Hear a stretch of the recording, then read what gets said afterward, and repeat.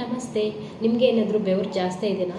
Sweating ಯಾಕೆ ಇಷ್ಟೊಂದು ಆಗ್ತಿದೆ ಅಂತ ಆತಂಕ ಪಡ್ತಿದ್ದೀರಾ? ಬನ್ನಿ ಈ ವಿಡಿಯೋದಲ್ಲಿ ಏನೇನು ಕಾರಣ ಇರ್ಬೋದು ಅಂತ ತಿಳಿಸ್ಕೊಡ್ತೀನಿ. ಫಸ್ಟು ನಿಮಗೆ ಲೋ ಶುಗರ್ ಲೆವೆಲ್ ಕಡಿಮೆ ಆದಾಗ ಬೆವರು ಜಾಸ್ತಿ ಬರೋ ಚಾನ್ಸಸ್ ಇರುತ್ತೆ. ಸೆಕೆಂಡು ಡಯಾಬಿಟಿಸ್ ಅಂದರೆ ಏನು ಮಧುಮೇಹ ಶುಗರ್ ಇರೋ ಪೇಷಂಟ್ಗಳು ಅವಾಗವಾಗ ಅವರಿಗೆ ಬೆವರು ಜಾಸ್ತಿ ಆಗೋ ಚಾನ್ಸಸ್ ಇರುತ್ತೆ. ಸೊ ಅದರಲ್ಲಿ ಮೆಡಿಸಿನ್ ವೇರಿಯೇಷನ್ ಇರ್ಬೋದು, ಇಲ್ಲ ಊಟದಲ್ಲಿ ವ್ಯತ್ಯಾಸ ಆದಾಗ ಅವರಿಗೆ ಬೆವರಾಗೋ ಚಾನ್ಸಸ್ ಇರುತ್ತೆ.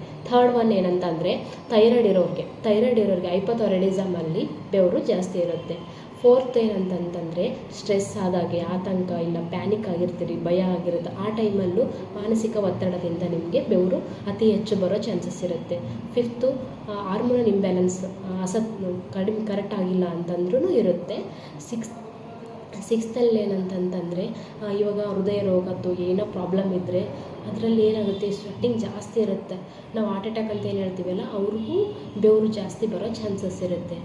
ಮತ್ತು ಹಾರ್ಟ್ ಬೀಟ್ ಯಾವಾಗ ಜಾಸ್ತಿ ಇರುತ್ತೆ, ನಿಮಗೆ ಹಾರ್ಟ್ ರೇಟ್ ಯಾವಾಗ ಜಾಸ್ತಿ ಇರುತ್ತೆ, ಎದೆ ಬಡಿತ ಹೊಡ್ಕೊತಿರುತ್ತಲ್ಲ ಅವ್ರಿಗೂ ಮತ್ತೇನಾಗುತ್ತೆ ಬೆವರು ಜಾಸ್ತಿ ಬರೋ ಚಾನ್ಸಸ್ ಇರುತ್ತೆ.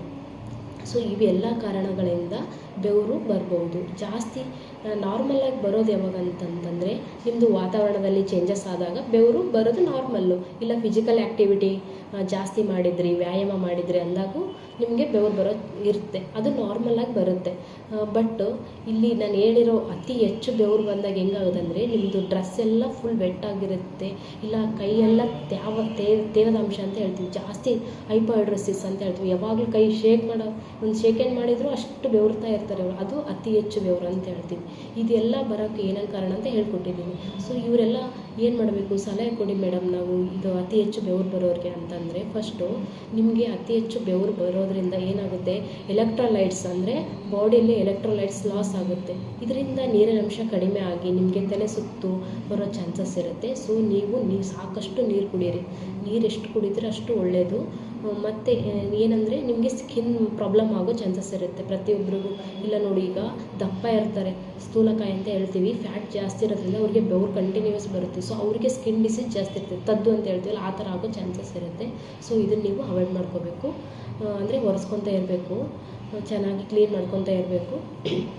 ನೆಕ್ಸ್ಟು ಏನಂತಂತಂದರೆ ಮೂರನೇದು, ನೀವು ಲೂಸ್ ಬಟ್ಟೆ ಧರಿಸಿ, ಹಗುರವಾದ ಕಾಟನ್ ಬಟ್ಟೆಯನ್ನು ಧರಿಸಿದ್ರೆ ಭಾಳ ಒಳ್ಳೆಯದು. ಅದರಿಂದ ನಿಮ್ಮದು ನೀರು ಏನು ಲಾಸ್ ಇರುತ್ತಲ್ಲ ಅದೆಲ್ಲ ಸ್ವಲ್ಪ ಮಟ್ಟಿಗೆ ಕಡಿಮೆ ಆಗುತ್ತಾ ಬರುತ್ತೆ. ಮತ್ತು ಮಸಾಲೆ ಪದಾರ್ಥ ಏನು ಯೂಸ್ ಮಾಡ್ತಿರಲ್ಲ ಅದನ್ನು ಕಡಿಮೆ ಯೂಸ್ ಮಾಡಿ.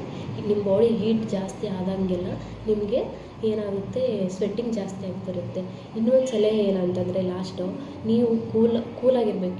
ಎಷ್ಟು ಕೂಲಾಗಿರ್ತೀರೋ ಅಷ್ಟು ಒಳ್ಳೆಯದು. ಮತ್ತು ನೀವು ನಿಮ್ಮದು ಏರಿಯಾ, ನೀವು ಎಲ್ಲಿ ಇರ್ತೀರಲ್ಲ ಅದು ಕೂಲ್ ಏರಿಯಾ ಆಗಿದ್ದರೆ ತುಂಬ ಒಳ್ಳೆಯದು. ಅದರಿಂದ ಬೆವರು ಕಡಿಮೆ ಆಗ್ತಾ ಬರುತ್ತೆ. ಥ್ಯಾಂಕ್ ಯು ವೀಕ್ಷಕರೇ.